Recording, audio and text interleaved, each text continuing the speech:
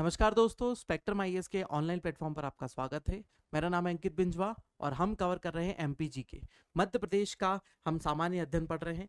ठीक है, मध्य प्रदेश के सामान्य अध्ययन में अब हम आ चुके हैं कहाँ पर? प्राकृतिक वनस्पतियों पर। अब हम देखेंगे प्राकृतिक वनस्पति। ठीक है, अब इसमें हम इसके पहले जो बात कर चुके हैं मृदा के बाद हमने बात करी किसमें? कृषि पर। कृषि के बाद हमने बात करी किस पर? हमारी प्राकृतिक वनस्पति पर। हम खनिजों के बारे में भी बात कर चुके हैं। ठीक है, अब देखिए ये भी किसके ऊपर डिपेंड करती है? इसके लिए दो फैक्टर होते हैं, है ना, दो महत्वपूर्ण फैक्टर होंगे। पहला, है ना, इसको दर्शाने के लिए दो फैक्टर हमारे लिए महत्वपूर्ण है। पहला हो जाता है क्या? जलवायु। जलवायु, ठीक है। दूसरा फैक्टर हो जाता है जलवायु के साथ में ही इसी में आ जाती है वर्षा। जलवायु में ही वर्षा आ जाती है। और दूसरे फैक्टर की यदि हम बात करें तो वो हो जाती है मृदा। ठीक है, पहला फैक्टर ये दोनों हो जाते हैं। ठीक है, जलवायु और कितनी वर्षा होती है। उसके अलावा मृदा वहां पर बताती है कि किस प्रकार की वनस्पति वहां पर उत्पादित होगी। ठीक है, जैसे जलवायु की बात करें तो तापमान के आधार पर, है ना, तापमान के आधार पर अलग अलग प्रकार की जलवायु होती है ना, जो हमने पहले भी देख चुके, मतलब जो ज्योग्राफी वाला सेक्शन है उसमें हम देखेंगे। ठीक है, लेकिन वर्तमान में यदि अभी बात करें तो तापमान के आधार पर मध्य प्रदेश में बात करें, तापमान के आधार पर और सिर्फ मध्य प्रदेश में बात करें तो कौन सी हो जाती है? उष्णकटिबंधीय। उष्णकटिबंधीय, ठीक है। और दूसरी हो जाती है उपोष्ण। कौन सी हो जाती है? उष्णकटिबंधीय और उपोष्ण कटिबंधीय प्रकार की जलवायु मध्य प्रदेश में पाई जाती है। उष्णकटिबंधीय होने का मतलब ये हो जाता है क्योंकि यहाँ से कर्क रेखा गुजर रही है, तापमान मध्य प्रदेश में अच्छा खासा होता है। ठीक है, तो उष्णकटिबंधीय प्रकार की। ठीक है, और जैसे जैसे उत्तर की ओर बढ़ते हैं तो थोड़ी सी, सॉरी, किस तरफ? पश्चिम की ओर, पूर्व की ओर बढ़ते हैं, है ना, पश्चिम से पूर्व की ओर बढ़ते हैं तो वैसे वैसे तापमान में थोड़ी सी कमी देखने को मिलती है क्योंकि ऊंचाई बढ़ जाती है ना, ऊंचाई बढ़ जाती है और वर्षा की मात्रा भी बढ़ जाती है, इसलिए थोड़ी उपोष्ण कटिबंधीय प्रकार की जलवायु देखने को मिलती है। अब वर्षा की बात करें तो वर्षा यहाँ पर कैसी होती है? वर्षा यहाँ पर सामान्य होती है। ठीक है, यदि औसत वर्षा की बात करें मध्य प्रदेश में, है ना, तो 112 से लेकर 120 सेंटीमीटर वर्षा यहाँ पर देखने को मिलती है, मतलब ये एवरेज प्रकार की है ना। लेकिन मध्य प्रदेश में भी बात करें तो कहां से, है ना, पश्चिम से पूर्व की ओर वर्षा क्या होती जाती है? बढ़ती जाती है। कैसी? पश्चिम से पूर्व की ओर वर्षा बढ़ती है। और उसके अलावा यदि हम बात करें उत्तर से दक्षिण की ओर भी वर्षा बढ़ती है। बढ़ते बढ़ते बता रहा हूं दोनों में। ठीक है, पश्चिम से पूर्व की ओर बढ़ेगी और उत्तर से लेकर दक्षिण की ओर वर्षा बढ़ेगी। एज इट इज इसका उल्टा भी बोल सकते हैं, है ना, पूर्व से पश्चिम की ओर वर्षा कम होती है, या फिर हम बात करें दक्षिण से उत्तर की ओर वर्षा क्या होती है? कम होती है। दोनों ही फैक्टर एक जैसे ही है। ठीक है, उस आधार पर भी हमारी वनस्पति अलग अलग प्रकार की होती है। मुख्य रूप से मध्य प्रदेश में बात करें तो यहाँ पर मानसूनी प्रकार की वनस्पति पाई जाती है। किस प्रकार की वनस्पति? मानसूनी प्रकार की वनस्पति। मानसूनी प्रकार की वनस्पति किस प्रकार की होती है? ये उष्णकटिबंधीय क्षेत्रों में शुष्क प्रकार की वनस्पति होती है जो गर्मी के मौसम में अपने पत्ते झड़ा देती है ना, पानी की कमी के कारण अपने पत्ते झड़ा देती है और अल्टीमेटली किस प्रकार की बन जाती है? मॉनसूनल फॉरेस्ट बन जाते हैं, मॉनसून प्रकार की वनस्पति देखने को मिलती है। चलिए अब आगे हम बात कर लेते हैं, चलो इसे तो रहने देते हैं, आगे बढ़ते हैं। वन क्षेत्र की विशालता की दृष्टि से मध्य प्रदेश बहुत समृद्ध राज्य है। ठीक है, मध्य प्रदेश में ही सर्वाधिक वन प्राप्त होते हैं, है ना, क्षेत्रफल के आधार पर। वनों का 100% राष्ट्रीयकरण करने वाला, क्या करा है हमने? 100% राष्ट्रीयकरण है। 100% राष्ट्रीयकरण करने वाला मध्य प्रदेश पहला एवं अकेला राज्य है। पहला एवं अकेला राज्य है। वन स्थिति रिपोर्ट के आधार पर यदि हम 2015 से देखें, है ना, इसको मैं लेटेस्ट वाला करंट डाटा जो है ना वो भी बताऊंगा, है ना, लेटेस्ट करंट डाटा जो होगा वो हम करंट वाले सेक्शन जो पढ़ेंगे परियोजनाएं, ठीक है, और आगे सब चीज आएगी उसमें बताएंगे। ठीक है, 2015 के अनुसार प्रदेश के कुल भौगोलिक क्षेत्रफल का लगभग 30.72% भूभाग पर वनों का आच्छादन देखा गया था। ठीक है, लगभग कितना? 30.72% पर। होना कितना चाहिए औसतन? औसतन होना चाहिए 33, है ना, 33% एरिया पर आपका क्या होना चाहिए? वन होना चाहिए। उससे भी हम थोड़ा सा क्या है, थोड़ा सा पीछे है ना, आच्छादित होना चाहिए। प्रदेश में, है ना, 77522 वर्ग किलोमीटर, है ना, क्षेत्रफल पर वनों से ढका हुआ है। जो डाटा अपडेट होगा, है ना, ये अपडेट होगा हमारी वन स्थिति रिपोर्ट के आधार पर, जो लेटेस्ट आई है 2021 वाली, उसके आधार पर आप इसको अपडेट करना। ठीक है, किलोमीटर क्षेत्रफल वन से ढका हुआ है। प्रदेश का कुल वन क्षेत्र में से, अभी मैं इसको अपडेट करके भी, है ना, दिखा देंगे आगे की तरफ, है ना, क्योंकि अपडेट भी थोड़ा डाटा इसमें डला हुआ है। 496 वर्ग किलोमीटर क्षेत्र पर अति सघन वन, ठीक है, और उसके अलावा बात करें तो 4.127 किलोमीटर वर्ग किलोमीटर क्षेत्र पर मध्यम सघन वन, ठीक है, मध्यम सघन वन तथा 7666, है ना, वर्ग किलोमीटर पर किस प्रकार के वन है, खुले वन की स्थिति देखने को मिलती है। वो इस रिपोर्ट के आधार पर बता रहा है। मतलब यहां से बहुत अच्छे खासे वन दिखने शुरू हो गए थे मध्य प्रदेश में। ठीक है, मध्य प्रदेश का वन क्षेत्र देश के वन क्षेत्रफल का लगभग कितना है, 10.72% है। इसमें बस पॉइंट में ही अंतर आता है, बाकी पूरा डाटा हमारा सेम रहेगा, 10.72। ठीक है, तो 10.81 ऐसा कुछ डाटा है अभी वर्तमान में। इन वनों में मुख्यतः साल प्रमुख वन के प्रकार कौन से मिलते हैं, साल वन मिलेंगे आपको, बबूल मिलेंगे, है ना, सलाई मिलेगी, ठीक है, धवरा मिलेगा, तेंदू, महुआ, टीक, है ना, अंजम, हर्रा, ठीक है। उसके अलावा भी कुछ और है, ये प्रमुख प्रजातियां यहाँ पर देखने को मिलती है। वन के क्षेत्रफल की दृष्टि से, है ना, असम के बाद मध्य प्रदेश का स्थान आता है। ठीक है, क्षेत्रफल की दृष्टि से बात करें कि क्षेत्रफल के आधार पर यदि हम उसको छोटा कवर करते चले, उसके आधार पर यदि हम बात करें तो असम के बाद मध्य प्रदेश का स्थान आता है ना। और प्राकृतिक वनस्पति इन संपन्नता का कारण यह है कि मध्य प्रदेश के पथरीले और पहाड़ी भागों पर भी कृषि साम्य नहीं है ना, ये कृषि साम्य क्षेत्र नहीं है, इसीलिए वहां पर वन क्षेत्र अच्छा दिखाई देता है। अतः ऐसा पूरा क्षेत्र प्राकृतिक वन संपदा के विकास के लिए महत्वपूर्ण कारक बन जाता है। जबकि असम में ऐसे क्षेत्र हमको दिखाई नहीं देते। और असम में क्या दिखाई देता है, असम में आपको वहां पर सीढ़ी नुमा खेती होती हुई दिखाई देती है, इसलिए वन क्षेत्र वहां पर पहाड़ी ढलानों पर कम हो जाते हैं। ठीक है, इस प्रदेश का तापमान और वर्षा भी वनों की संपदा के लिए उपयुक्त है। मध्य प्रदेश के वनों में सबसे अधिक साल के वृक्ष पाए जाते हैं। किस प्रकार के वृक्ष पाए जाते हैं, सर्वाधिक साल के वृक्ष पाए जाते हैं। और किस प्रकार की वनस्पति मिलती है, पतझड़ प्रकार की, मानसूनी प्रकार के वन मिलते हैं। ठीक है, मानसूनी प्रकार की जलवायु हमें देखने को मिलेगी।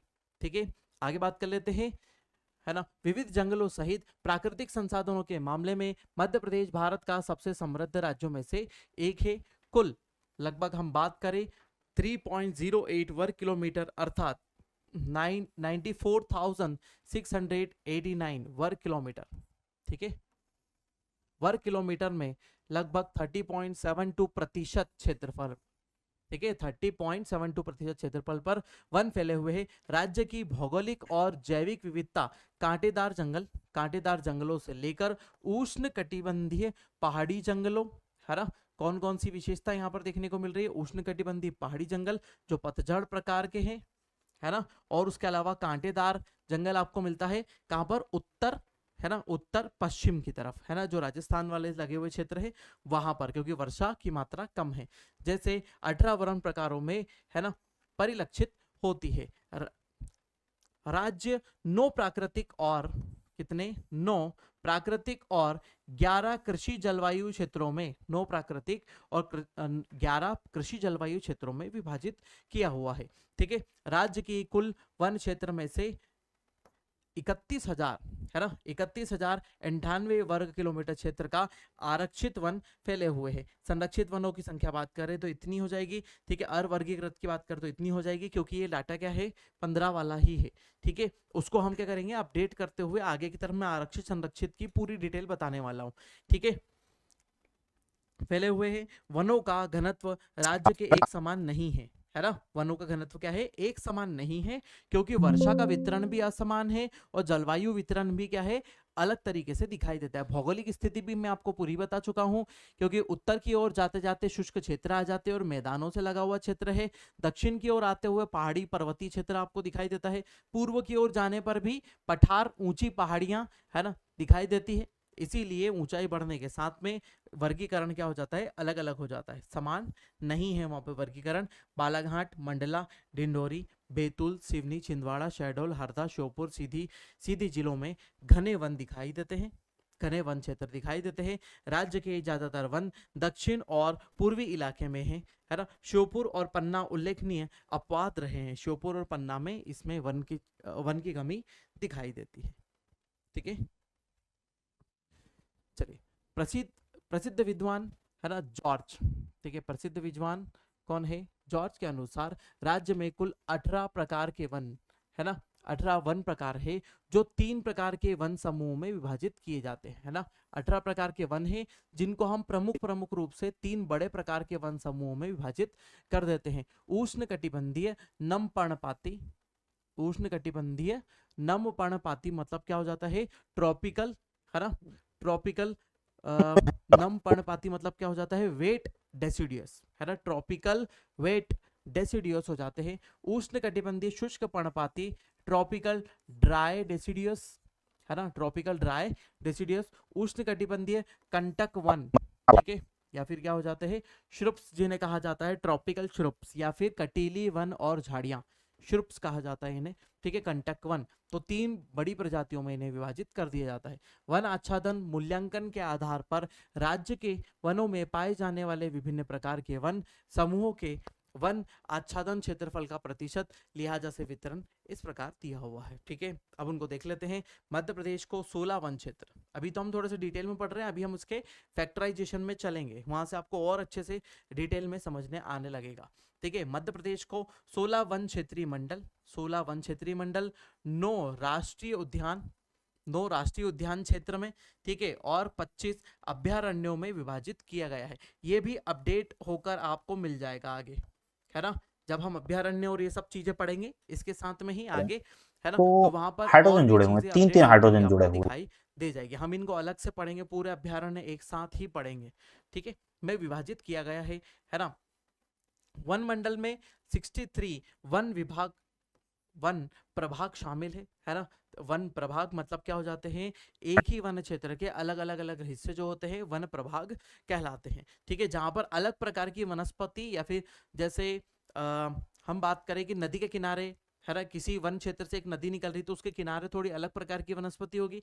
यदि वहां पर उस क्षेत्र में, उस सर्कल में यदि पर्वत है, वहां अलग प्रकार की वनस्पति होगी, ये देखने को मिलता है।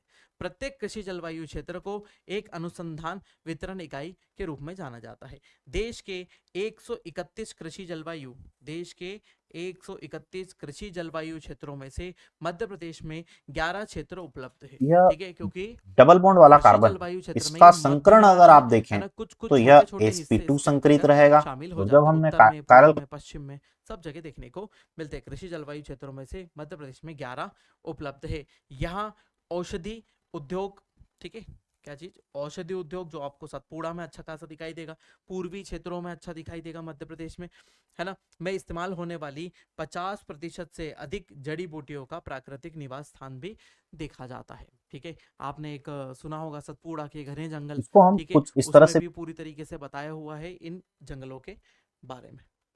ठीक है, अब हम वन की परिभाषा के रूप में इसे देख लेते हैं कि वन परिभाषित रूप से और बाकी सब चीजों के रूप में कैसे हम इसे समझ सकते हैं।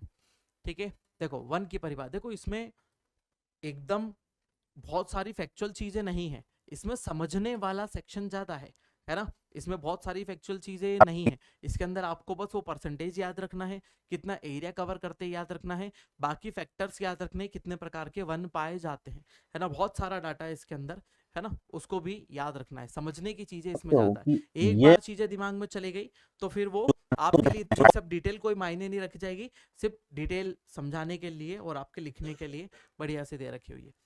मध्य प्रदेश मानसूनी जलवायु, मैंने आपको बताया था मानसूनी जलवायु वाला राज्य है। मध्य प्रदेश में सामान्यतः उष्ण कटिबंधीय वन आते हैं। जुड़े हुए ठीक है, हैं, उष्ण इसलिए कटिबंधीय वन आते हैं यह क्योंकि तो यहाँ से कर्क कायरल रेखा गुजरती कार्बन है, नहीं है। राज्य के जबकि मध्य इस से कार्बन की अगर कर्क हम बात रेखा करें, गुजरती है, जिसके उत्तर में उपोष्ण जलवायु और दक्षिण में उष्ण कटिबंधीय जलवायु पाई जाती है। ठीक है, अब इसमें वनों की अलग अलग प्रकार से परिभाषा आ जाती है। ठीक है, अब अति सघन वन, अति सघन वन से क्या तात्पर्य है, मध्यम सघन वन से क्या तात्पर्य है, और खुले वन से क्या तात्पर्य है। ठीक है, चलिए देखते हैं। अति सघन वन क्या हो जाते हैं, अति सघन वन से तात्पर्य है कि पेड़ की कैनोपी, पेड़ की कैनोपी मतलब, कैनोपी का मतलब क्या होता है, वो कितना ऐसा बाहर की तरफ चौड़ा है ना, ये क्या कहलाता है, कैनोपी। जितना विस्तार उसका ऊपर होता है छतरी जैसा, वो क्या कहलाएगा, उसका कैनोपी कहलाएगा। ठीक है, पेड़ का कैनोपी का सघन 70% या एक तरफ हम 70% या इससे अधिक होना चाहिए। ठीक है, जैसे बरगद का पेड़ देखा है, अच्छा बड़ा सा फैला हुआ होता है, पीपल का पेड़ फैला हुआ होता है, आम का पेड़ फैला होता है, तो ये होता है उसका कैनोपी या फिर वितान। ठीक है, कैनोपी बोल दो या फिर कैनोपी को ही क्या बोलते हैं, वितान। ठीक है, वितान उसका अच्छा खासा फैला हुआ होना चाहिए, लगभग 70% या इससे अधिक होना चाहिए, है ना। मध्य प्रदेश में कुल वन क्षेत्र में से यहाँ पर एक हाइड्रोजन लगा कितना, हुआ था, तो एक तो क्लोरीन हो गया, एक 6,676 हाइड्रोजन हो गया, वर्ग और इस तरफ किलोमीटर जाएंगे तो क्षेत्र, हमें कोई लगभग डबल बॉन्ड वाला समूह नहीं मिलेगा, लेकिन 2.17% इस तरफ हम पर जब ही जाएंगे तो सघन हमें वन पाए जाते हैं, ये याद रखिएगा। ठीक है, यहाँ पर ही इतने क्षेत्र में ही अति सघन वन पाए जाते हैं, बाकी अन्य क्षेत्रों में हम किस में आएंगे, मध्यम सघन वन की तरफ आ जाते हैं। मध्यम सघन वन की बात करें तो ये हमने किसके आधार पे बात करी, कुल वन क्षेत्र के, है ना, कुल वन क्षेत्र में से इतने इतने पे पाए जाते हैं। ठीक है, आगे आ जाते हैं मध्यम सघन वन। मध्यम सघन वन में पेड़ कैनोपी, है ना, जो बात उसका वितान होता है, उसकी चौड़ाई होती है, कितनी होती है, 40 से 70% के मध्य होना चाहिए। 40 से 70% के मध्य होना चाहिए, मतलब यदि ये 70% की चौड़ाई हमने ये मानी, है ना, तो 40 से 70 के बीच में, मतलब इससे चौड़ाई से थोड़ी सी कम होगी, ये ऐसे वन दिखाई देंगे, है ना, चौड़ाई कम होगी, प्लस इनके बीच में गैप भी होगी, ये भी ध्यान रखना है ना, पेड़ों के बीच में गैप भी हो जाएगी, इससे अल्टीमेटली हो जाएगा खुले खुले वन दिखाई देंगे, है ना, उनका आकार क्या होगा, थोड़ा सा खुला हुआ दिखाई देगा। यहाँ पर कैनोपी बहुत बड़ी होगी तो एक दूसरे के अंदर कैनोपी क्या हो जाएगी, मर्ज हो जाएगी, एक दूसरे के अंदर घनी दिखाई देगी। लेकिन यहाँ पर क्या होता है, इनके बीच में कैनोपी यदि उपस्थित छोटी है। है, यहाँ पर वितान अगर आप यदि देखें छोटा है, तो तो यहाँ पर गैप सी दिखाई एच टू देगी सी एच और टू सी एच सघनता टू क्या हो दो दो जाएगी, वनों की कम हो जाएगी, तो 70 से 40% के मध्य होना चाहिए। मध्य प्रदेश में लगभग 34,341 वर्ग किलोमीटर, लगभग 11.14%, है ना, मध्यम सघन वन पाए जाते हैं। ठीक है, इतने मध्यम सघन वन है। खुले वन की बात करें तो खुले वन ऐसे वनों को कहते हैं जिन पेड़ों की कैनोपी सघनता 10% से अधिक होती है, बस। ठीक है, 10% या फिर उससे अधिक होती है थोड़ी बहुत। ठीक है, 10% से कम, कम कैनोपी के घनत्व वाले पेड़, पेड़ पौधे, झाड़ियां, ठीक है, इसके अंतर्गत रखे जाते हैं। छोटे एक आध पेड़ लगा हुआ है ना, या फिर आपने सीधे खड़े हुए पेड़ देखे हैं, है ना, अशोक के, नीलगिरी के, वैसे पेड़ आपने देखे होंगे, तो उसमें सघनता क्या दिखाई देगी, कम, है ना, चौड़ाई भी कम दिखाई देगी, और वो एक दूसरे से दूर दूर लगे हुए होंगे।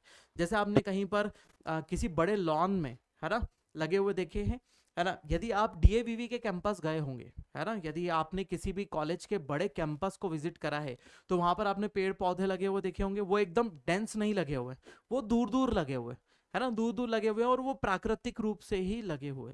ये प्राकृतिक प्रकार की वनस्पति होती है, इसमें पानी डालने की आवश्यकता नहीं है, वो खुद ही अपनी जमीन में से पानी को खींच लेते हैं। ठीक है, तो इस प्रकार की वनस्पति आपको देखने को मिलेगी। ठीक, तो ये खुले वन है और ये बहुत मात्रा में पाए जाते हैं, तो लगभग 36,467। ठीक है ना, जैसे हमने यहाँ पर बात करी, कितना, 34,341, तो ये कितने हैं, 36,000, है ना, 36,465। ठीक है, 11.83% क्षेत्रफल पर ये फैले हुए हैं। ठीक है, अब आगे आ जाते हैं, एक टर्म आती है, सीधे सीधे यहाँ से 2 मार्कर का क्वेश्चन बन जाता है। ये सब 2 मार्कर के क्वेश्चन बनने वाले हैं ना। अति सघन वन किन्हें कहते हैं, मध्यम सघन, खुले वन किन्हें कहते हैं, वनाच्छादन, है ना, वनाच्छादन मतलब क्या हो जाता है, जहां पर वन ऐसे आच्छादित होते हैं, कितने एरिया को कवर करते हैं वन, वनाच्छादन ऐसे क्षेत्र जहां 1 हेक्टेयर, है ना, सीधी सीधी डेफिनेशन है, डायरेक्ट हम क्या बोलते हैं, 1 हेक्टेयर से अधिक तथा कुल क्षेत्रफल का 10, है ना, कुल क्षेत्रफल का 10 या इससे अधिक प्रतिशत घने वृक्ष है। ठीक है, कुल क्षेत्रफल का लगभग 10 या इससे अधिक प्रतिशत घने वृक्षों से घिरा हुआ है। ठीक है, घिरा हुआ हो, ठीक है, वनाच्छादन कहलाता है। ठीक है, यदि हम इसको एक सिंपल एग्जांपल के फॉर्म में चले तो हम इसको एक यहां समझते हैं, कहीं हमारे पास जगह है, हाँ यहाँ समझते हैं। देखिए ये कुल क्षेत्रफल है आपका, है ना, या आपने बोला कि एक प्लॉट है, ठीक है, जिसका अच्छा खासा बड़ा है, इसके लगभग लगभग 10% क्षेत्रफल पर, यदि हम माने इसके 10% या उससे अधिक क्षेत्रफल पर, ये 10% या फिर उससे अधिक, मिनिमम इतना हो सकता है और मैक्सिमम इससे ज्यादा हो सकता है, यदि इस पर वृक्ष लगे हुए हैं और निरंतर उसमें कोई भी अड़चन नहीं है, बीच में से कोई सड़क नहीं जा रही है या फिर कोई नदी नहीं है, कोई पहाड़ नहीं है, तो इसे ही क्या कहेंगे, हमारा वनाच्छादन। इससे कम वृक्ष है कि एक यहाँ लगा हुआ है, एक यहाँ लगा हुआ है और एक यहाँ लगा हुआ है, ये कोई वनाच्छादन नहीं कहलाएगा। 10% में एक जैसे बिना अड़चन से लगे हुए वृक्ष क्या कहलाएंगे, हमारे वनाच्छादन कहलाएंगे। ठीक है, वही यहाँ पर बताया हुआ, 1 हेक्टेयर की बात कर लो, 1 हेक्टेयर से अधिक तथा कुल क्षेत्रफल का 10 या इससे अधिक प्रतिशत, है ना, 1 हेक्टेयर से अधिक क्षेत्र में वृक्ष लगे हो, है ना, और 10% या उससे अधिक वन से घिरा हुआ क्षेत्र क्या कहलाएगा, हमारा वनाच्छादित क्षेत्र कहलाएगा। नहीं तो उसको वनाच्छादन नहीं कहेंगे, वहां उसको वन की संज्ञा से हटा देंगे, फिर वो वन नहीं कहलाएगा। ठीक है, चलिए वनाच्छादन के अंतर्गत अति सघन वन, मध्यम सघन वन, खुले वन तथा झाड़ियां सम्मिलित होती है। इसके अंदर झाड़ियां भी आ जाती है, क्योंकि क्या होता है कि झाड़ियां जो होती है वो शुरुआत होती है ना, वनों के बनने की शुरुआत होती है, क्योंकि वहां पर क्या है, पानी रुकेगा, मिट्टी रुकेगी, है ना, वहां पर पानी इकट्ठा होना शुरू होगा, मिट्टी इकट्ठी होनी शुरू होगी, फिर वहां पर सीड्स आएंगे, बीज आएंगे, और बीजों के साथ में ही, है ना, बीजों के साथ में ही वहां पर पेड़ पौधे उगना शुरू हो जाएंगे। ठीक है, वैसे ही वो शुरुआत हो जाएगी। हो सकता है कि भविष्य में जाकर वहां पर वन क्षेत्र बन जाए बहुत तगड़ा वाला। ठीक है, वनाच्छादन के अंतर्गत अति सघन, मध्यम सघन, है ना, और खुले वन, झाड़ियां, ये सब आ जाती है ना। राज्य का 77,493 वर्ग किलोमीटर क्षेत्रफल, लगभग कितना, 83.85 पर वनाच्छादन है। वनाच्छादन की बात करें मतलब छोटे छोटे क्षेत्रों में भी वन लगे हुए, है ना, छोटे छोटे क्षेत्रों में भी वन लगे हुए, मतलब 83.85% क्षेत्र पर वनाच्छादन है, जो कि, है ना, 64,772 वर्ग किलोमीटर क्षेत्रफल को ग्रीन हाउस, है ना, ग्रीन वॉश, है ना, एरिया में कन्वर्ट कर देते हैं। इसके अंतर्गत ले लेते हैं, इतना वर्ग किलोमीटर क्षेत्रफल हमारा इसके अंतर्गत आ जाता है। ठीक है, क्लियर हुआ यहाँ तक कि वनाच्छादन क्या हुआ, है ना। सूर्य की ओर उन्मुख इस प्रकार का अनवरत घना वनाच्छादन, जो सूर्य के प्रकाश को वृक्ष के तने तक न पहुंचने दे, है ना, वृक्षादन कहलाता है। मतलब कितने, वृक्षादन का मतलब क्या होता है, वृक्षादन के मतलब क्या हो जाता है, कितना घना है ना, वो नीचे की तरफ पहुंचने नहीं दे रहा है सूर्य की रोशनी को। ठीक है, वनाच्छादन अलग है और वृक्षाच्छादन अलग है। ठीक है, ये वृक्षों का आच्छादन है, कितने घने वन हो जाते हैं। राज्य का कुल वृक्षाच्छादन कितना है, इतना है 8,339 वर्ग किलोमीटर, लगभग कितना, 9.72%। इसमें ज्यादा कोई परसेंट में परिवर्तन नहीं आता, ये आपको देख कर रखना है। ठीक है, तो ये परिभाषित आधार पर हमने कुछ चीजों को देखा, इसकी और भी परिभाषाएं आपको सामने मिलेगी आगे। ठीक है, और भी चीजें पढ़ेंगे हम इसमें। चलिए आगे बढ़ जाते हैं। देखो वनों का वर्गीकरण देख लेते हैं मध्य प्रदेश में। देखिए अब वर्गीकरण जलवायु के आधार पर, वर्गीकरण देखें तो हमने पहले ही बता दिया था, तो जलवायु में तापमान और वर्षा को हमको कंसंट्रेट करना पड़ता है। तापमान और वर्षा के आधार पर हमारी जलवायु निर्धारित होती है। उस आधार पर यदि बात करें तो उष्णकटिबंधीय पर्णपाती वन, उष्णकटिबंधीय वन, ठीक है, अर्धपर्णपाती वन, उष्णकटिबंधीय शुष्क और पर्णपाती प्रकार के वन हमको देखने को मिलेंगे मध्य प्रदेश में। ठीक है, उसके अलावा क्योंकि पर्वतीय प्रकार की स्थिति हमको दिखाई देती है, तो कुछ प्रकार की वनस्पति हमारी पर्वतीय होती है, लेकिन वो पर्वतीय वनस्पति भी अल्टीमेटली क्या है, किस प्रकार की है, वो पर्णपाती ही है, तो वो पर्णपाती में ही आ जाती है। और मध्य प्रदेश के पंचमढ़ी क्षेत्र में कुछ छोटा सा क्षेत्र है जहां पर जो पहाड़ी पर्वतीय प्रकार का वन दिखाई देता है, जिसमें कोनिफेरस या फिर शंकुआकार वन हमको देखने को मिलते हैं बहुत कम मात्रा में। ठीक है, आगे आ जाते हैं प्रशासन के आधार पर। पहले कैसे, कौन से होते हैं, आरक्षित वन, संरक्षित वन और अवर्गीकृत वन।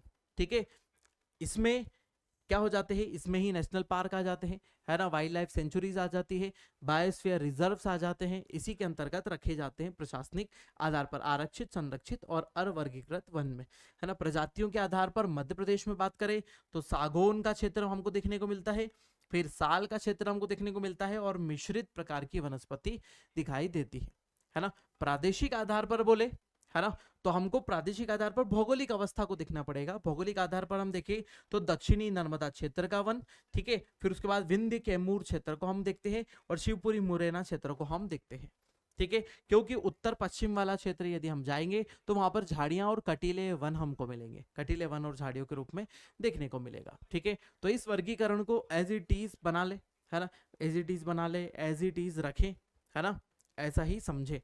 फिर अब इनके बारे में हम डिटेल को लेकर चलते हैं, किस प्रकार के वन कैसे होते हैं, वनों के प्रकार को हम यहाँ पर आगे समझते हैं, ठीक है। चलिए वनों के प्रकार में अब हम देख लेते हैं, ठीक है। वर्षा और तापमान, वर्षा, तापमान और अन्य भौगोलिक कारकों से प्रदेश में विभिन्न प्रकार के वन पाए जाते हैं। प्रदेश में सामान्यतया उष्ण कटिबंधीय वनों की प्रधानता देखने को मिलती है, क्योंकि कर्क रेखा और तापमान की स्थिति है, उसके कारण क्या हो जाता है, इस प्रकार के वन मिलते हैं। तो पहली कैटेगरी हमारे पास आ जाती है उष्ण कटिबंधीय पर्णपाती वन। उष्ण कटिबंधीय क्यों, क्योंकि तापमान के आधार पर अधिक तापमान है, और पर्णपाती मतलब पानी की कमी बोल दो, या फिर शुष्क जलवायु, इन दोनों कारकों के कारण क्या कर देते हैं, ये अपने पत्ते गिरा देते हैं। पत्ते गिराने के कारण ही ये क्या, किस प्रकार की वनस्पति कहलाती है, पर्णपाती प्रकार की वनस्पति कहलाती है। ये वन, है ना, ये वन 50 से 100, कितने से, 50 से 100 सेंटीमीटर वर्षा वाले क्षेत्र में देखने को मिलते हैं। बहुत महत्वपूर्ण है, सीधे सीधे याद रखें, प्री में भी क्वेश्चन सीधे बन जाता है और मेंस में भी आपको लिखना ही है, ठीक है। कितना, 50 से 100 सेंटीमीटर वर्षा वाले क्षेत्रों में पाए जाते हैं, ठीक है। ग्रीष्म ऋतु में जल के अभाव के कारण वृक्ष अपनी पत्तियां गिरा देते हैं। देखिए ये कौन सी ऋतु में गिरा रहे हैं, ग्रीष्म ऋतु में गिरा रहे हैं। और कुछ वन ऐसे होते हैं जो पर्वतीय प्रकार के होते हैं और शीत ऋतु का समय होता है जहां पर भी पानी की कमी होती है, शीत ऋतु शुष्क होती है, वहां शीत ऋतु में भी पत्ते गिरा देते हैं। कुछ वनों की प्रॉपर्टी ऐसी होती है कि शीत ऋतु में भी पत्ते गिराते हैं, क्योंकि वो भी एक प्रकार का शुष्क मौसम होता है, क्योंकि हमारे यहाँ बर्फबारी तो नहीं होती है, इस आधार पर हम बात कर रहे हैं उसमें, ठीक है। अभाव के कारण वृक्ष अपनी पत्तियां गिरा देते हैं, कौन सी ऋतु में, ग्रीष्म ऋतु में। इन वनों में उत्तम इमारती लकड़ी पाई जाती है, जैसे किसकी बात करें, सागौन, बहुत महत्वपूर्ण है, सागौन वन है ये, शीशम, उसके अलावा नीम, पीपल आदि प्रकार के वन इसमें मिलते हैं। तो सागौन, ठीक है, और याद रखिएगा शीशम, सागौन और शीशम किस में आ जाते हैं, उष्ण कटिबंधीय पर्णपाती वन क्षेत्र में आ जाते हैं, ठीक है। सागौन, ठीक है, बहुत अच्छी मोटी कड़क लकड़ी होती है, देखिए ये सागौन वन के है ना, थोड़े से पर्णपाती, है ना, पतझड़ प्रकार के दिखाई दे रहे हैं। वृक्ष इन वनों की विशेषता है, ठीक है। ये वन सागर, कहाँ मिलते हैं आपको, सागर, जबलपुर, छिंदवाड़ा, दमोह, छतरपुर, पन्ना, बैतूल, सिवनी, होशंगाबाद जिलों में मिलते हैं। यदि हम मध्य प्रदेश की बात करें, यदि हम मध्य प्रदेश को कुछ ऐसे तरीके से दर्शाएं, ये मध्य प्रदेश आ जाता है, मेरा मध्य प्रदेश, ठीक है। तो इस रूप में क्या मिल रहे हैं, सागर इस क्षेत्र में हो गया, ठीक है, सागर, जबलपुर, छिंदवाड़ा, ठीक है, जबलपुर हो गया, छिंदवाड़ा हो गया, जबलपुर, छिंदवाड़ा, दमोह, छतरपुर, पन्ना, ठीक है, इस तरफ ही आ गए, छतरपुर, पन्ना हो गया, इधर पन्ना हो गया, ठीक है, छतरपुर हो गया, पन्ना, छतरपुर, बैतूल, सिवनी, बैतूल हो गया, सिवनी की तरफ होशंगाबाद, हम यहाँ पर आ गए, ठीक है। मतलब किस तरफ आ रहे, एकदम पूर्व की तरफ नहीं जा रहे हम, एकदम पूर्व नहीं जा रहे हम, दक्षिण मध्य, इसको क्या बोलेंगे हम, दक्षिण मध्य क्षेत्र में मध्य प्रदेश में मिलेंगे, है ना। दक्षिण मध्य क्षेत्र दिख रहा है ये, जबलपुर, सागर, जबलपुर, छिंदवाड़ा, दमोह, छतरपुर, पन्ना, बैतूल, सिवनी, होशंगाबाद में पाए जाते हैं। लगभग कितना प्रतिशत पाए जा रहे हैं, 88.65%, 88.65%, है ना, किस प्रकार के वन पाए जाते हैं, है ना, उष्ण कटिबंधीय पर्णपाती प्रकार की वनस्पति पाई जाती है, ठीक है। चलिए आगे बढ़े, चलिए उष्ण कटिबंधीय अर्धपर्णपाती मतलब क्या होता है कि ऐसे वन होते हैं जो क्या होते हैं, उसमें कुछ प्रजातियां ऐसी होती है जो शुष्क मौसम होने के कारण पत्ते गिरा देती है, और कुछ वनस्पति ऐसी होती है जो क्या होती है, पूरी हरी भरी रहती है। मतलब हरे भरे पौधे और पत्ते गिराने वाले पौधे दोनों की ही विशेषता इसमें पाई जाएगी। तो ये कैसे हो जाते हैं, अर्धपर्णपाती प्रकार की वनस्पति कहलाती है। ठीक है, उष्णकटिबंधीय अर्धपर्णपाती वन। ये वन 100 से 150 सेंटीमीटर वर्षा वाले क्षेत्रों में पाए जाते हैं। यहाँ देखो वर्षा, देखो यहाँ कितनी वर्षा बताई थी हमने, वर्षा की मात्रा यहाँ देखो 50 से 100 सेंटीमीटर है, मतलब वर्षा कम है, इसलिए नमी कम मिलेगी। और यदि यहाँ पर नमी ज्यादा मिल जाएगी इसको, तो 100 से 150 सेंटीमीटर वर्षा मिल रही है, तो अच्छी खासी वर्षा यहाँ पर होती है, इन क्षेत्रों में पाए जाते हैं। इन वनों में बीजा, कौन कौन सी चीजें पाई जाती है ना, बीजा, धौरा, कसाई, तिनसा, जामुन, महुआ, सेजा, हर्रा, ये बहुत महत्वपूर्ण है, हर्रा आदि वृक्ष मिलते हैं। लेकिन साल, सागौन, बांस, साल, सागौन और बांस आदि वृक्षों की बहुलता पाई जाती है ना। बहुलता से कौन पाए जाते हैं, साल, सागौन और बांस। उसमें कौन से पाए जा रहे थे, सागौन। उष्णकटिबंधीय पर्णपाती में पूरे दिखाई देते हैं आपको सागौन, लेकिन यहाँ पर विविधता दिखाई देती है, विविध प्रकार की वनस्पति यहाँ पर दिखने को मिल रही है उष्णकटिबंधीय अर्धपर्णपाती। ठीक है, कुछ पत्ते गिरा देते हैं और कुछ हमेशा हरे भरे बने हुए रहते हैं, क्योंकि वर्षा की मात्रा अच्छी खासी देखने को मिलती है। ये वन राज्य के शहडोल, मंडला, बालाघाट और सीधी क्षेत्रों में देखने को मिलते हैं। ठीक है, तो ये तो सब नीचे की तरफ ही मिल रहे हैं। ठीक है, मतलब पूर्वी क्षेत्र में, मध्य प्रदेश के पूर्वी क्षेत्र की ओर आपको देखने को मिल रहा है ना। यदि मध्य प्रदेश आ जाए तो मध्य प्रदेश ऐसा, मध्य प्रदेश के इस पूर्वी वाले क्षेत्र में देखने को मिलेंगे। इस क्षेत्र के वन हैं ये, देखो पूर्वी क्षेत्र में मिल रहे। बहुलता कहाँ पाई जाती है, ये वन राज्य के शहडोल, मंडला, बालाघाट, सीधी, है ना, मतलब पूर्व में पाए जाते हैं, क्योंकि वर्षा पूर्व की ओर जाते हुए बढ़ती जाती है। जब हम जलवायु देखेंगे उसमें मैं आपको बताऊंगा कि ऐसी चीजें किस कारण से होती है ना। क्या कारण होता है कि इस तरफ वर्षा ज्यादा है, इस तरफ वर्षा कम है, इसका कारण हम वहां पढ़ेंगे, है ना। यहाँ पर आपको थोड़ा सा समझ में नहीं आ पाएगा। कुल वनों का कितना प्रतिशत पाए जाते हैं, ये 8.97% पाए जाते हैं। 8.97% हमको मिलेंगे कुल वनों का। ठीक है, वो कितने पाए जाते थे, यहाँ पर देखो 88.65%, मतलब सर्वाधिक मात्रा में, है ना, पर्णपाती वन पाए जाते हैं मध्य प्रदेश में, और दूसरे अर्धपर्णपाती कितने पाए जाते हैं, 8.97। आगे बात कर लेते हैं उष्ण कटिबंधीय शुष्क पर्णपाती वन। ठीक है, वहां पे सिर्फ पर्णपाती थे, ये शुष्क पर्णपाती। यहाँ पर देखो नाम का अंतर है ना। तो क्या नाम, उष्ण कटिबंधीय सिर्फ पर्णपाती लिखा हुआ है, मतलब पानी अच्छा है। ठीक है, अर्ध पर्णपाती मतलब पानी बहुत अच्छा है। उष्ण कटिबंधीय शुष्क पर्णपाती मतलब पानी बहुत कम है, एकदम सूखे इलाके की हम बात कर रहे हैं, जहां पे वर्षा की मात्रा बहुत कम है, मतलब 25 सेंटीमीटर से लेकर 75 सेंटीमीटर के बीच में वर्षा देखने को मिलेगी। ठीक है, झाड़ियों वाला क्षेत्र है ये हमारा, बबूल, खिजड़ी यहाँ पर देखने को मिलेगा। ठीक है, वाले क्षेत्रों में ये मिलते हैं। इन वनों में बबूल, ठीक है, मैंने बताया था, कीकर, हर्रा, पलाश, तेंदू पत्ता, ठीक है, धौरा, शीशम, हल्दू, है ना, सागौन, सीरीज आदि प्रकार के वृक्ष इसकी विशेषता के रूप में देखने को मिलते हैं।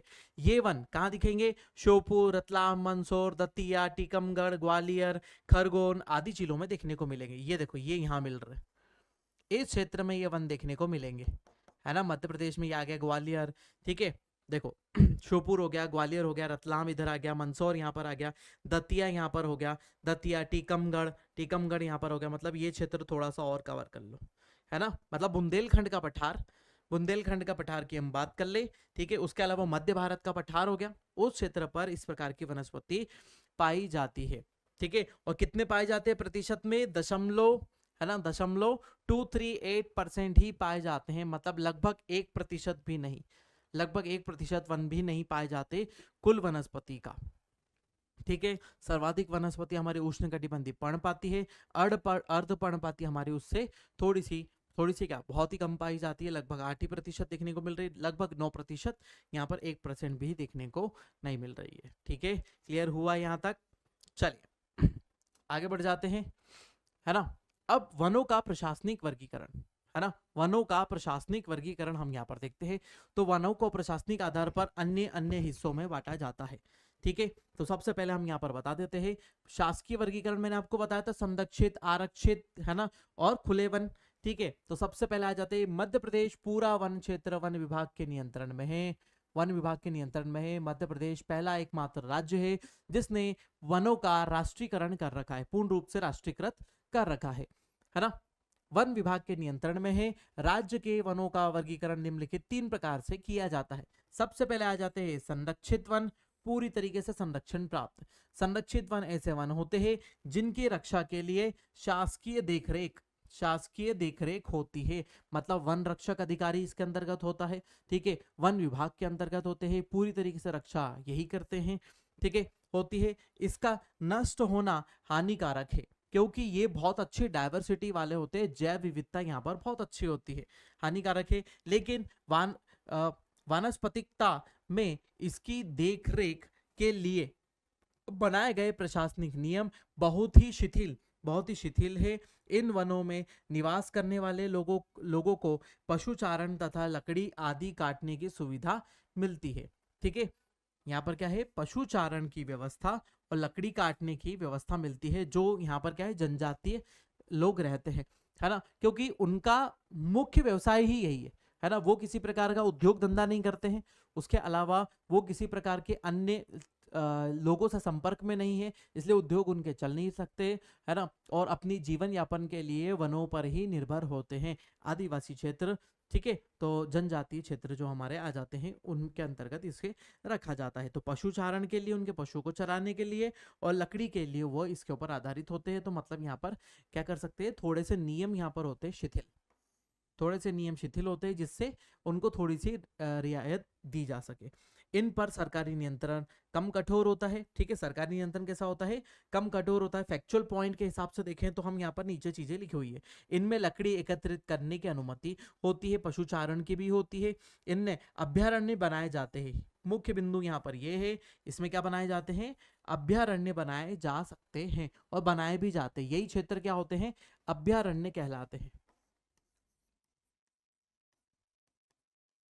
अभ्यारण्य क्षेत्र होते हैं क्योंकि इनको संरक्षण दे दिया जाता है, तो ये संरक्षित वन के अंतर्गत आ जाते हैं, बनाए जाते हैं। मध्य प्रदेश में कुल वनों का लगभग 33% संरक्षित वन के अंतर्गत आता है। ये एकदम लेटेस्ट है, ये ध्यान रखना है ना। कितना प्रतिशत आता है, 33% संरक्षित वनों के अंतर्गत क्षेत्र आ जाता है। मध्य प्रदेश में सर्वाधिक संरक्षित वन, जो चीज आपको नहीं दिखाई दे रही है, दब चुकी है थोड़ी सी, पीडीएफ में दिखाई देगी जो मैं सेव करके रखता हूं हर बार। मध्य प्रदेश में सर्वाधिक संरक्षित वन कहां पर, छतरपुर, याद रखना छतरपुर। और न्यूनतम संरक्षित वन कहां दिखाई देते हैं, खंडवा में दिखाई देते हैं। ठीक है, छतरपुर और खंडवा न्यूनतम, है ना, सर्वाधिक यहाँ लिख देता हूं, यहाँ शायद लिखा हुआ है न्यूनतम संरक्षित वन, संरक्षित की बात करी हुई है ना।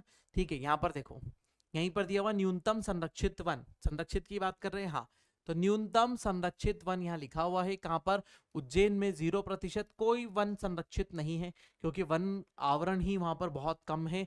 उसके अलावा बात करें खंडवा में 2.4%। सर्वाधिक संरक्षित वन की बात करें तो राजगढ़ में 100%, छतरपुर में 99.6%। ठीक है, याद रखिएगा ये डाटा, ठीक है, महत्वपूर्ण है। ठीक है, क्लियर हुआ यहाँ तक संरक्षण वाला। ठीक है, आगे आ जाते हैं अवर्गीकृत वन और आरक्षित वन। तो सबसे पहले आ जाते हैं अवर्गीकृत वनों को देख लेते हैं।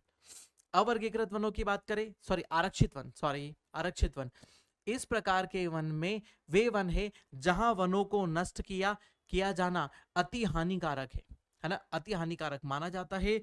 इस प्रकार के वनों को, वृक्षों को काटे जाने के साथ साथ पशुचारण की भी दंडनीय अपराध होता है ना। काटने के साथ में यदि पशु भी चरा रहे हैं आप, तो वो भी क्या हो जाएगा, आपके लिए दंडनीय अपराध होगा। इसमें क्या लगाए जाते हैं, राष्ट्रीय उद्यान इसी के अंतर्गत लाए जाते हैं। टाइगर रिजर्व इसके अंदर लिए जाते हैं। इसमें आपकी किसी प्रकार की भी, है ना, हस्तक्षेप को नकार दिया जाता है, आप इसके अंदर नहीं जा सकते, कोर क्षेत्र में नहीं जा सकते। ये 3 हिस्सों में बटा हुआ क्षेत्र रहता है। ठीक है, एक सबसे आंतरिक क्षेत्र जो होता है, सबसे अंदर का, इसे कहा जाता है कोर क्षेत्र। ठीक है, इसके बाहर वाला जो हिस्सा होता है उस हिस्से को कहते हैं बफर, ठीक है। और ये क्षेत्र कहलाता है बाहरी संक्रमण, बाहरी संक्रमण क्षेत्र, संक्रमण क्षेत्र हो जाता है, ठीक है। कोर क्षेत्र में तो अनुमति होती ही नहीं है, यहाँ पर सिर्फ किसी भी व्यक्ति को जाकर रिसर्च करके वापस आने की अनुमति है बस।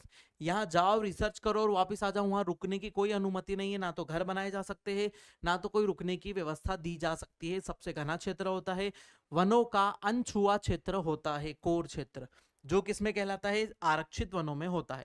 ये बफर क्षेत्र होता है, बफर में भी किसी भी प्रकार की बिल्डिंग, किसी भी प्रकार का मकान, किसी प्रकार का व्यवसाय चलाने की अनुमति नहीं होती है। यहाँ पर घूमने के लिए, पर्यटन के लिए व्यवस्था होती है, बस सिर्फ पर्यटन के लिए यहाँ जाया जा सकता है। और ये बाहरी क्षेत्र में आप बिल्डिंग बना सकते हैं कुछ इजाजत से, वो भी है ना, कि वहां पर पर्यटन के लिए, लोगों के रुकने के लिए कुछ झोपड़ियां, कुछ 1-2 मंजिल की बिल्डिंग बनाई जा सकती है, और बस बाहरी क्षेत्र में, संक्रमण क्षेत्र में, ठीक है। अंदर की तरफ जाना, बफर में ना तो बिल्डिंग, ना तो कोर में बिल्डिंग, और आपका पर्यटन भी कोर में नहीं हो सकता है, कोर में पर्यटन नहीं होता है, बफर में पर्यटन कराया जाता है, बस बाहर से दिखाकर ले आया जाता है ना, ठीक है। ये दंडनीय अपराध हो जाता है इसके अंदर। यदि आप जबरदस्ती भी इसके अंदर घुस जाते हैं तो आपके लिए आपराधिक गतिविधि होगी। इसमें जनजातियों को भी कोई भी आरक्षण प्राप्त नहीं है, ठीक है। आरक्षित क्षेत्र होता है ये। इन पर सरकारी नियंत्रण कैसा होता है, कठोर नियंत्रण होता है। इन पर लकड़ी कटाई पर भी प्रतिबंध होता है। इनमें राष्ट्रीय उद्यान, मैंने आपको बताया, राष्ट्रीय उद्यान स्थापित किए जाते हैं। मध्य प्रदेश के कुल वनों का लगभग 65% क्या है, आरक्षित वनों के अंतर्गत रखा जाता है। कितना, 65% आरक्षित वनों के अंतर्गत रखा जाता है मध्य प्रदेश का। बार बार बोल रहा हूं, इसीलिए याद रखने वाले डाटा है। सर्वाधिक आरक्षित वन कहाँ देखने को मिलते हैं, खंडवा में, क्योंकि वहां पर 0% वहां देखने को मिल रहे थे, तो यहाँ पर क्या होंगे, सर्वाधिक आरक्षित वन खंडवा सर्कल में देखने को मिलते हैं। न्यूनतम आरक्षित वन कहाँ देखने को मिलेंगे, छतरपुर में देखने को मिलेंगे, क्योंकि वहां पर सर्वाधिक संरक्षित वन, छतरपुर में सर्वाधिक संरक्षित है, इसीलिए यहाँ पर ये याद रखना, ठीक है। खंडवा में, है ना, देखो यहाँ पर चीजें लिखी हुई है, वहां पर देखो, है ना, खंडवा में सबसे कम संरक्षित है, संरक्षण क्या है वहां पर, खंडवा में सबसे कम है, ठीक है। तो आरक्षण क्या होगा, खंडवा में सबसे ज्यादा होगा। यहाँ पर देखो छतरपुर में क्या है, संरक्षण, ठीक है, संरक्षित वन सर्वाधिक है। यदि संरक्षित वन सर्वाधिक यहाँ पर है तो आरक्षित वन ही तो सबसे क्या होंगे, यहाँ पे कम होंगे। उल्टा पुल्टा है ना, वहां उसको ज्यादा महत्व दिया है, इसको यहाँ ज्यादा महत्व दिया। खंडवा और छतरपुर को आपको याद रखना है, दोनों जगह उल्टा पुल्टा चल रहा है, ठीक है। आगे आ जाते हैं, है ना। यदि क्षेत्र की बात करें तो कितने क्षेत्र में फैले हुए हैं ये, है ना, इतने 61,886.49 वर्ग किलोमीटर में फैले हुए हैं। यहाँ पर किलोमीटर स्क्वायर कर लेना, वर्ग किलोमीटर, ठीक है। अवर्गीकृत वनों की बात करें, अवर्गीकृत वन ऐसे वन जो ऐसे छोटे छोटे पैचेस में फैले हुए हैं, जिन वनों का अभी तक वर्गीकरण नहीं किया गया है कि इसमें किस प्रकार की वनस्पति पाई जाती है, किस प्रकार की वनस्पति के अंतर्गत इसे रखा जाएगा। इसमें मिश्रित प्रकार के वन भी मिलते हैं, कुछ अलग अलग प्रकार की झाड़ियां भी मिलती है, इसलिए ये अवर्गीकृत वन में आ जाते हैं, इन्हें अवर्गीकृत वन कहते हैं। इस प्रकार के वनों में इच्छानुसार वृक्ष काटने और पशुओं को चराने की पूर्ण व्यवस्था होती है, लेकिन मध्य प्रदेश में इनको भी संरक्षण दिया गया है, हम इनको भी संरक्षित करके रखते हैं। ऐसा नहीं होता कि हम इन्हें काट लेंगे या फिर दूसरी चीजें, या फिर आप सड़क पर लगा हुआ एक पेड़ भी खुद की मर्जी से नहीं काट सकते, ठीक है, ये भी ध्यान रखिएगा। इन्हें किसी भी श्रेणी में सम्मिलित नहीं किया गया है, और ये कुल वनों का 2% है, 2% क्षेत्र है।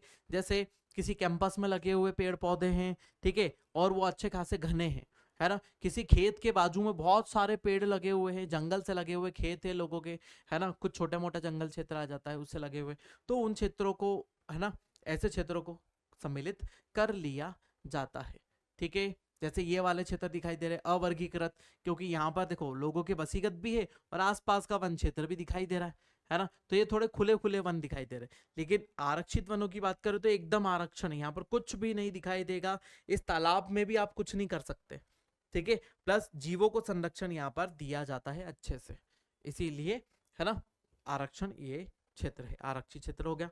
2% वो होता है, ठीक है, और ये 65% सर्वाधिक मात्रा में जो है वो आरक्षित वन है, सबसे ज्यादा हमने आरक्षण दे रखा है। चले आगे, चलिए आगे बढ़ते हैं। ठीक है, भारत के नवीन संविधान के अंतर्गत प्रशासनिक नियंत्रण के आधार पर भी वनों को, है ना, संविधान के आधार पर बता रहे हैं हम यहाँ पर, ठीक है, वनों को 3 वर्गों में विभाजित किया गया है। सबसे पहले क्या हो जाते हैं, निजी वन क्षेत्र। निजी वन क्षेत्र मतलब यदि किसी के कैंपस में किसी ने कोई जगह खरीद रखी है ना, उसकी ही पूरी जमीन है और उसके ऊपर बहुत सारे वृक्ष लगे हुए हैं, तो वो क्या है, निजी वन क्षेत्र कहलाता है। जैसे मुंबई में बहुत सारे एक्टर्स ने अपना अपना एक एक स्टूडियो बना रखा है, उन जंगलों को उन्होंने खरीद रखा है और उन जंगलों को, है ना, क्षेत्र का संरक्षण भी वही करते हैं। ऐसा नहीं उनने खरीद लिया है तो उनको काटने की अनुमति मिल जाएगी, नहीं, है ना, वो उनका संरक्षण करते हैं और बाकी सब चीजें उनके हिसाब से चलती है। ठीक है, तो निजी वन क्षेत्र, निजी वन व्यक्तिगत लोगों के अधिकार में होते हैं।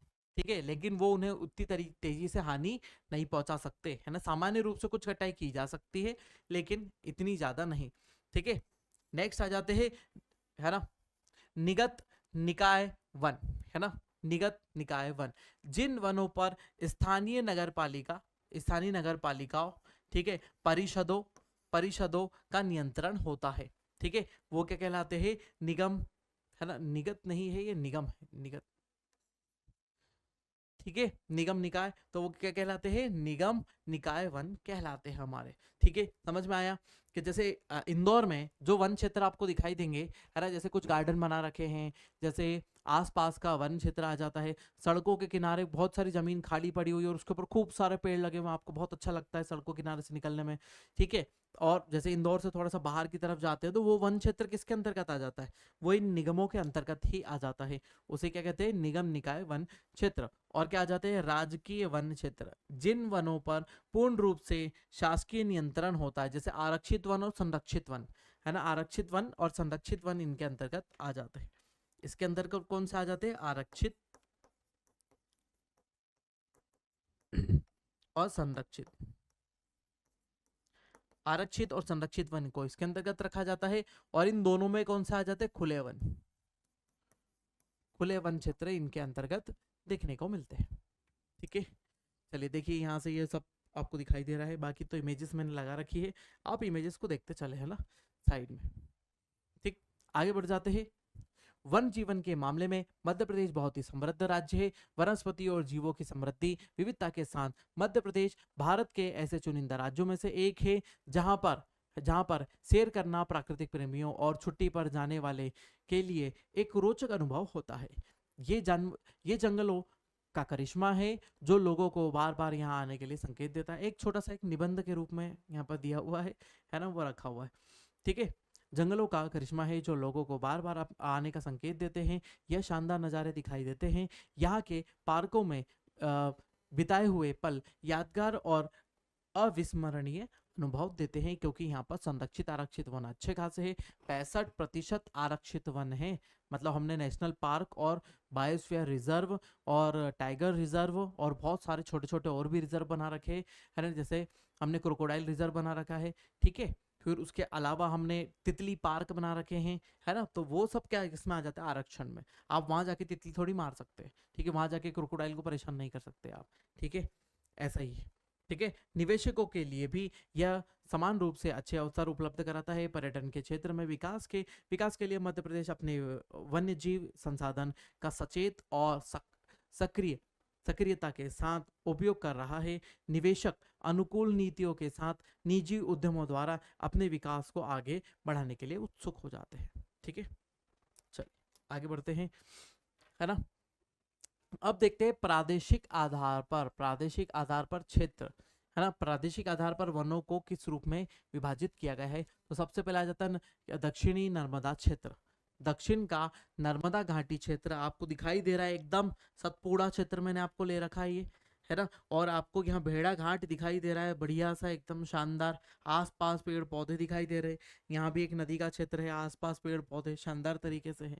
ठीक है, तो ये कौन सा क्षेत्र है, हमारा वृक्षों का क्षेत्र है। कौन सा, दक्षिणी नर्मदा क्षेत्र। ठीक है, इसमें बात कर लेते हैं नर्मदा सोन घाटियों के दक्षिण में यह पेटी प्रदेश की पूर्वी सीमा कहां से लेकर सीधी से लेकर पश्चिम तक फैली हुई है। सीधी से लेकर पश्चिम तक पूरी ये सीमा जो कहलाती है हमारी नर्मदा घाटी की कहलाती है। इस पेटी में मध्य में बैतूल से लेकर शहडोल तक एक ऐसी पेटी है ठीक है, कृषि का विस्तार जिसमें किया गया है।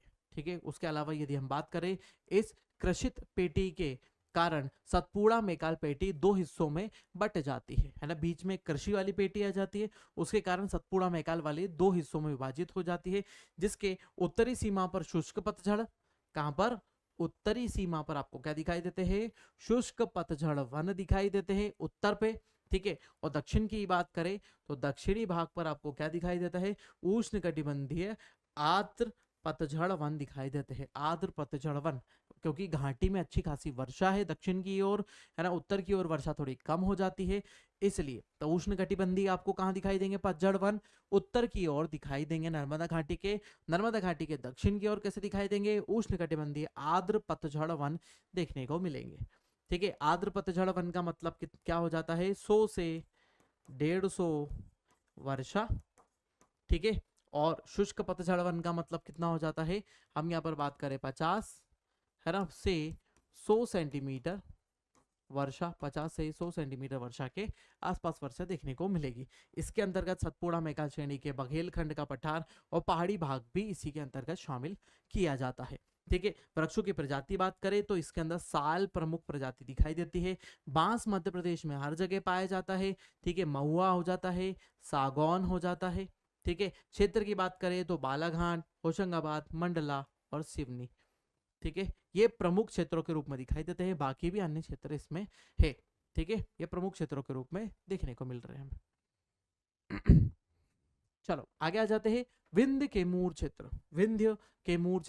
विंध्य वन पेटी नर्मदा सोन घाटियों के उत्तर में कहां पर दिखाई देती है, नर्मदा सोन घाटी के उत्तर वाली पेटी जो दिखाई देगी है ना, नर्मदा सोन घाटी के उत्तर में, तथा मालवा के दक्षिण में है ना, मालवा